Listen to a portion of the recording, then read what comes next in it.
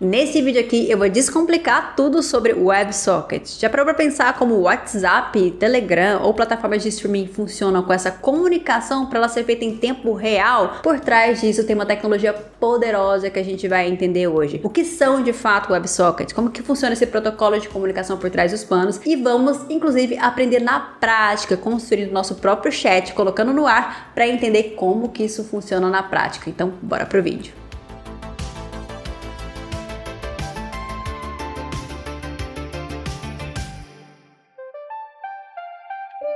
Olá pessoal, bora para mais um vídeo. Eu sou Carol Tequita, seja muito bem-vindo ao meu canal. Esse aqui é um canal de tecnologia que tem muita informação, muito conteúdo para você que tem interesse sobre o assunto, que trabalha com programação. A única coisa que eu peço é que se você gosta do meu conteúdo, dá aquele apoio, dá aquela curtida, aquele comentário, porque o seu engajamento diz pro YouTube que o meu conteúdo aqui, ele é relevante. E eu sempre gosto de reforçar isso, galera, porque pra gente que cria conteúdo aqui, a gente se esforça tanto para criar um conteúdo de qualidade e infelizmente o YouTube nem sempre entrega os nossos conteúdos. Então, se você assiste conteúdo, se você gosta, demonstre de alguma forma, curta, compartilha, que eu vou ser muito grata. Bom, a ideia de fazer esse conteúdo aqui partiu a partir de uma experiência no meu trabalho atual. Então, hoje eu trabalho para uma startup de inteligência artificial americana que tem um produto, que tem inteligência artificial, e a gente está utilizando o WebSocket de uma maneira bem peculiar ali nesse projeto, tanto para enviar informação em tempo real, quanto pegar essas informações em tempo real ali do dispositivo, É claro que eu não posso entrar em detalhes aqui,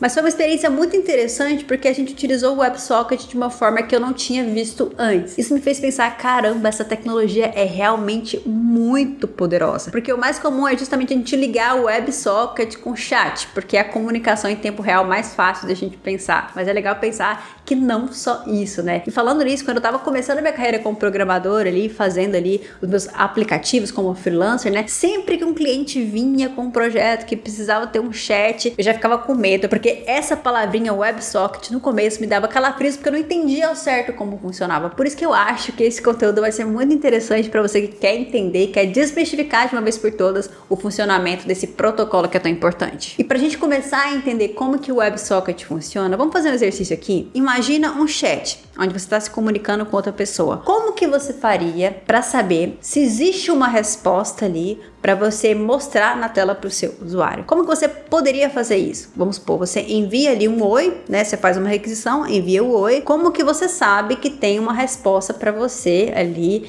exibir para o usuário? Aí você pode falar, poxa, Carol, eu poderia ficar simplesmente perguntando pro servidor. De tempo em tempo, eu faço uma requisição verificando se tem alguma resposta ali para eu enviar para o usuário. Beleza, e é justamente assim que funcionava antes do WebSocket. Só que isso tem um problema, Pensa que a gente está fazendo uma série de requisição, perguntando.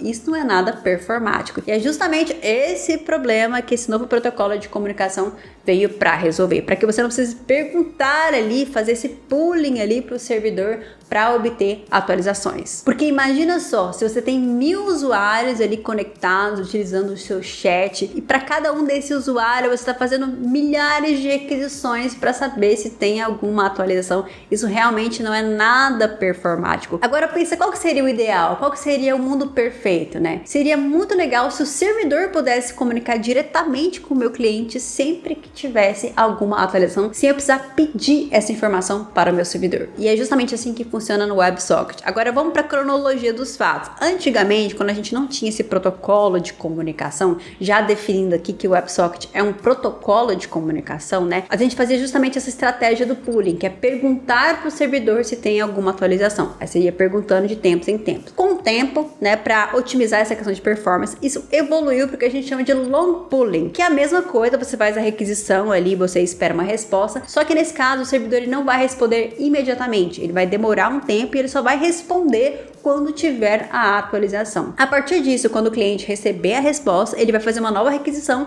e assim você tem um ciclo de sempre solicitar ali atualizações. Mesmo sendo um pouco mais performático, não é o cenário ideal que a gente está falando aqui. Porque é legal a gente entender que até então a gente tem uma comunicação unidirecional. O que você quer dizer com isso, Carol? Unidirecional porque eu só consigo obter informação do meu servidor se o cliente solicitar essa informação. Então ele está solicitando essa informação para poder obter essa informação. Eu não consigo ter uma comunicação bidirecional, onde o cliente envia dados para o servidor e o servidor envia dados para o cliente sem que haja essa requisição anterior. Ou seja, as duas partes poderiam se comunicar livremente, uma comunicação bidirecional. O WebSocket, então, é um protocolo de comunicação que funciona em cima do TCP, que é o Transmission Control Protocol, exatamente igual ao HTTP, que também funciona em cima desse protocolo. A única diferença aqui é que o HTTP tem uma comunicação unidirecional e o WebSocket tem uma comunicação bidirecional. A partir do momento que a sua conexão está ativa, os dois lados podem enviar e receber informação. Pensa no HTTP como se fosse uma carta. Você quer enviar uma carta para alguém, você vai escrever aquela carta para aquela pessoa, você vai enviar ali para o carteiro vai enviar para o destinatário daquela carta, a pessoa vai responder aquela carta e isso vai retornar para você. Se você quiser obter uma outra informação, você tem que basicamente escrever uma outra carta para aquela pessoa, certo? Já no caso do WebSocket, é como se fosse uma ligação telefônica. A partir do momento que você ligou e conectou com a pessoa, as duas podem falar livremente. E aí tá uma coisa muito interessante do WebSocket, é que a gente entende que a gente precisa manter essa conexão ativa, cliente e servidor, para que essa comunicação ela realmente funcione. E agora, como que eu consigo manter essa conexão ativa durante longos períodos de tempo, Carol? Talvez você já tenha ouvido falar de ping, né? Dá um ping no servidor para ver se ele tá funcionando, ele te responde com pong e você sabe que ele recebeu ali aquela mensagem. Pois bem, é exatamente assim que funciona no WebSocket, através de um mecanismo de ping-pong, ou seja, o servidor envia um ping, uma mensagem ali para o cliente, e o cliente responde com pong. Se o cliente não responder com pong, quer dizer que ele não está conectado e a conexão foi ali terminada, digamos assim. Então, através desse ping-pong que eu entendo que a conexão ainda está estabelecida e que eu consigo manter essa conexão por longos períodos. Parece complexo, mas existem ali bibliotecas que já fazem isso automaticamente, já fazem todo esse mecanismo de ping-pong e resolve uma série de questões, abstraindo muito essa implementação, que fica muito mais fácil. Agora a gente vai ver na prática, construindo uma espécie de Atequita Chat para a gente ver como que isso funciona na prática ali no código. Para a gente testar aqui na prática, eu criei um projeto super simples, que basicamente estou criando aqui um servidor e um cliente que vai se comunicar com esse servidor, né? Então a gente vai ter essa implementação, que basicamente aqui eu estou utilizando também uma biblioteca chamada Socket.io, que abstrai boa parte da implementação que você precisa fazer ali para poder criar o seu socket. Então estou utilizando essa biblioteca, aqui basicamente eu crio meu servidor, né? Que a gente já entendeu que um servidor do WebSocket, ele parte do HTTP e depois ele muda o protocolo dele, né? Aqui eu estou permitindo com que qualquer origem se comunique com o meu servidor. É claro que esse é um projeto teste, então isso não é tão importante pra gente agora. Mas se eu fosse subir isso de fato como um projeto, né?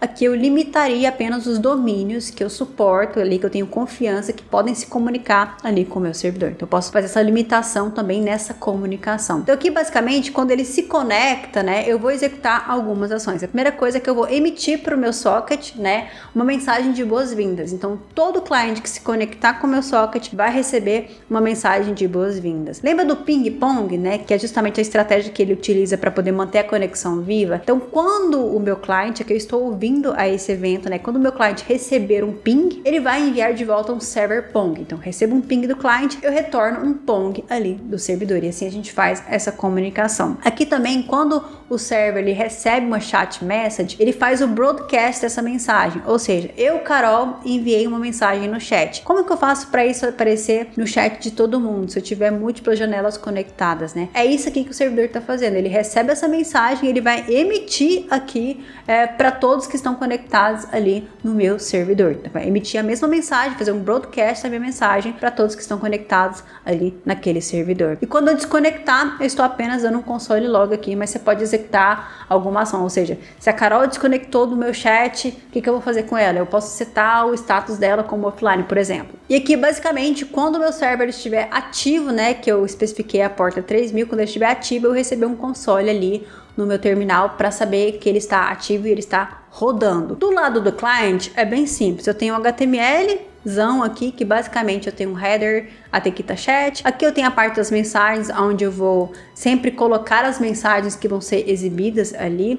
que eu vou recebendo ali do meu chat. E aqui eu tenho tipo um formulário, que é um campo de texto, onde eu vou digitar a mensagem que eu vou enviar, e eu tenho um botão de enviar um ping também. Super simples. Na parte do nosso JavaScript, né, o que eu tô fazendo? Eu tô utilizando a mesma biblioteca do Socket.io, e ela tá basicamente ouvindo a alguns eventos que podem vir do servidor. Por exemplo, quando ele se conectar, eu estou adicionando uma mensagem na tela. Então, toda vez que eu me conectar, eu vou exibir para o usuário aquela mensagem. Esse método de adicionar mensagem, basicamente está criando uma div, está identificando se a mensagem é minha ou não para colocar a classe específica, né, para a gente colocar a cor específica e o posicionamento na tela específica, ou seja, se for eu é do lado direito, se for outra pessoa do lado esquerdo, assim a gente consegue diferenciar e está adicionando esse elemento no meu HTML aqui. Então eu estou criando uma nova div e adicionando aqui. É isso que esse código está fazendo. E eu vou usar ele em diversas partes do meu código. Então quando eu conectar, eu adiciono a mensagem de conectado. Quando desconectar, adiciono a mensagem de desconectado. Quando eu receber uma mensagem de boas-vindas, eu vou adicionar essa mensagem também na minha tela. Quando eu receber um pong do servidor, eu vou adicionar esse pong na tela também. Quando eu receber uma mensagem de chat, eu também vou adicionar essa mensagem na minha tela. E aqui eu identifico se essa mensagem sou eu. Como que eu identifico isso? Eu identifico o Socket ID aqui, que é o ID da conexão. Se esse ID for igual ao meu Socket ID, né? Se for o mesmo ID que o meu, quer dizer que sou eu. E aí eu altero essa flag para isMe. Aqui em cima, né, se for o isMe, né, eu vou adicionar uma classe diferente, que vai dar uma coloração diferente e que vai posicionar o meu objeto do lado direito da tela. É tudo bem simples, gente. Aqui eu tô basicamente ouvindo as mensagens que podem chegar ali nessa conexão que eu tenho. Pensando que a conexão, ela tá sempre ativa e os dois lados podem estar se comunicando. É por isso que do lado do cliente eu estou escutando algumas mensagens do server, do lado do server eu também estou escutando algumas mensagens do cliente, né? E estou fazendo até o broadcast ali da mensagem do chat. Então, basicamente é essa a ideia. Agora a gente vai subir esse código aqui lá pro meu servidor e a gente vai testar isso na prática. E pra gente poder testar isso na prática, eu vou rodar esse projeto, na verdade, na minha VPS. Eu tenho já uma VPS da HostGator aqui configurada. Para quem não sabe, a diferença de uma VPS para uma hospedagem compartilhada é porque na VPS você tem acesso ao root da máquina, ou seja, eu consigo me comunicar com a máquina de fato do servidor e fazer configurações específicas, como por exemplo, instalar o Node.js, clonar ali o meu projeto através do GitHub, né? Rodar ali o meu projeto, instalar dependências. Eu consigo fazer como se fosse o seu terminal da sua máquina, só que você está se comunicando com o terminal da máquina do servidor. Então a VPS ela te dá muito mais liberdade para você trabalhar e configurar o seu projeto da forma com que você quiser, independentemente da tecnologia que você está utilizando. Eu vou abrir então aqui um novo terminal, vou me conectar com a minha VPS aqui, para eu ter acesso ao root. Aí ele vai me pedir uma senha, eu vou dar a minha senha aqui. Perfeito. Agora ele já se conectou na minha VPS. Agora eu consigo executar alguns comandos dentro da minha VPS. O que eu vou executar aqui? Primeiro eu vou rodar aqui um ls. Então já dá para saber que eu tenho aqui o Node Modules e eu tenho meu Socket.io Lab aqui, que é justamente o meu projeto. Então eu vou entrar dentro desse meu projeto para poder rodar ali o meu chat. Então eu vou dar um cd. Perfeito, estou dentro do meu projeto. A partir do momento que eu estou dentro do meu projeto, eu vou rodar ali e instalar as dependências. Vou dar um npm install. Instalou aqui as minhas dependências e agora eu vou rodar o meu projeto, que eu já tenho um script para poder rodar. npm run dev. Beleza, rodou meu projeto e ele tá falando que meu projeto está na porta 3000. Agora tudo que eu tenho que fazer é acessar a minha VPS nessa porta 3000. Então aqui eu já estou aqui com o meu projeto rodando na minha VPS aqui, beleza? Tem aqui o Atequita Chat. Lembra que toda vez que eu conectasse, eu ia mostrar uma mensagem de conectado. Se eu recebesse uma mensagem de boas-vindas do servidor, eu ia exibir um bem-vindo na tela. Então tudo que a gente fez ali no código tá funcionando aqui na prática, né? Só que para eu poder me comunicar, vai ser interessante eu abrir uma outra janela, que aí eu posso ter os dois e fazer essa comunicação em tempo real. Então é isso que eu vou fazer. Eu vou abrir uma outra janela aqui, vou rodar aqui, vou colocar elas lado a lado. Então tá vendo que aqui eu tenho dois clientes conectados ali no meu socket. Cada um tem IDs diferentes. Então esse aqui é um e esse aqui é outro. Se eu enviar uma mensagem aqui, oi, olha só que legal, ela apareceu automaticamente do outro lado. Então ó, eu recebi a mensagem. Olá! Automaticamente aparece aqui. E como a gente está identificando se a mensagem é minha ou não, eu faço essa tratativa de a minha aparece do lado direito, a da pessoa aparece do lado esquerdo. Mas olha só que legal. Tudo bem? É bolacha ou biscoito? É bolacha ou biscoito, gente? Bolacha. Bolacha. Mas olha só que legal, a comunicação ela tá acontecendo em tempo real. Toda mensagem que eu envio pro servidor, ele faz um broadcast para todo mundo que tá conectado ali no meu chat. É claro que a gente tem como segmentar ali isso muito melhor. Então eu posso criar salas, conexões específicas de clientes específicos, né? Salas específicas para essas conversas restritas, digamos assim. Mas aqui já deu pra gente entender que eu tenho uma conexão aonde a informação ela tá fluindo de forma bidirecional. Tanto o meu servidor quanto o meu cliente. Se eu enviar um ping aqui, pong recebido. Lembra que na implementação o pong recebido ele só enviava para o cliente que me enviou o ping, né? Então aqui a gente não recebeu o pong. Se enviar o ping aqui, eu vou receber o pong aqui. Mas a mensagem a gente faz o broadcast. Toda mensagem que a gente recebe aqui, relembrando, toda mensagem que a gente recebe, a gente emite ela para todos os clientes que estão conectados e ouvindo a essa mensagem. Então é por isso que a gente consegue fazer isso, né? E aí tem uma questão muito importante que é a questão da latência, né? Que é o tempo que leva para a mensagem chegar ao servidor e acontecer justamente esse broadcast. Isso vai depender, inclusive, da posição geográfica, tá? Que o servidor está localizado. Então, quanto mais próximo geograficamente de você aquele servidor estiver localizado, menor a latência. E é um ponto importante que a HostGator agora, ela tá com data center aqui no Brasil, em parceria com a Oracle Infrastructure Brasil. E o que isso significa na prática? Significa que a latência média cai bastante, porque o servidor está localizado geograficamente mais próximo de você. Então isso vai te permitir uma conexão muito mais fluida, assim, praticamente instantânea. Você consegue ter realmente, de fato, né, essa experiência da comunicação em tempo real. Isso para esse tipo de aplicação que a gente precisa, né, dessa latência baixa aí, chats, streaming, principalmente, né? Faz muita diferença. Outra coisa bacana é que esse servidor, ele tem armazenamento NVMe e memória DDR5. Então fica a dica para você que quer colocar o seu projeto no ar, para você que está construindo uma aplicação de WebSocket, para você que quer melhor desempenho, né, pensando em uma latência baixa, fica a dica que a HostGator agora tem data center no Brasil. Aqui na descrição do vídeo você vai encontrar um link especial para os inscritos do canal com descontos exclusivos nos planos da HostGator. Agora que você entende como que o WebSocket funciona, vamos pensar em casos de uso real que a gente vê ali, que vai muito além do chat. Acho que o primeiro ponto que a gente precisa falar é justamente os chats, né? WhatsApp, Telegram, todos os aplicativos de conversa em tempo real. Mas não só isso, tá, galera? Já parou pra pensar como que funcionam os jogos multiplayer? Como que você tem ali a atualização ali dos outros jogadores quando você tá jogando? É justamente através desse protocolo de comunicação. Olha só que legal, né? Acho que da próxima vez que você jogar o seu jogo multiplayer, você vai ter uma outra perspectiva sobre como que ele funciona. A verdade é que você está o tempo inteiro enviando e recebendo informações para que o seu gameplay seja ali atualizado. É claro que pro lado de quem desenvolve jogos ali, a gente tem isso muito abstraído ali por ferramentas, por plugins que já entregam isso meio que pronto, né? Mas por trás dos panos é basicamente isso. Outra coisa interessante, né? Se você tem interesse nesse meio de finanças ali, já viu aqueles dashboards de vela sendo montada em tempo real? Como que aquela informação é atualizada em tempo real, Carol? WebSocket. Então veja só, a gente está falando de jogos multiplayer, a gente está falando de dashboard, a gente está falando de qualquer coisa que precisa ser atualizado em tempo real. Então a aplicação do WebSocket não está só restrita aos chats que a gente vê. Isso é muito legal porque isso abre um leque de possibilidades para você começar a utilizar essa tecnologia nos seus projetos. Mas é claro que toda tecnologia tem seus trade-offs, tem suas vantagens e suas desvantagens. Qual que é a vantagem ali do WebSocket? Essa comunicação em tempo real bidirecional. Então, a partir do momento que eu estou conectado, eu posso enviar e receber informação. É muito simples. Ou seja, ele é muito mais otimizado nesse sentido. Outro ponto também que é muito importante é que ele já é um padrão aberto muito bem estabelecido no mercado. Ou seja, praticamente todos os navegadores ali têm suporte ao WebSocket. Agora, qual que é a desvantagem aqui? A gente viu que para isso funcionar, você tem que ter uma conexão persistente. Então, a conexão ela tem que manter ativa. Então, manter essa conexão ativa, né, pode ser realmente um desafio, pensando quando você tem milhares e milhares ali de usuários. Então, tem ali uma questão de infraestrutura, de arquitetura que tem que ser muito bem pensada ali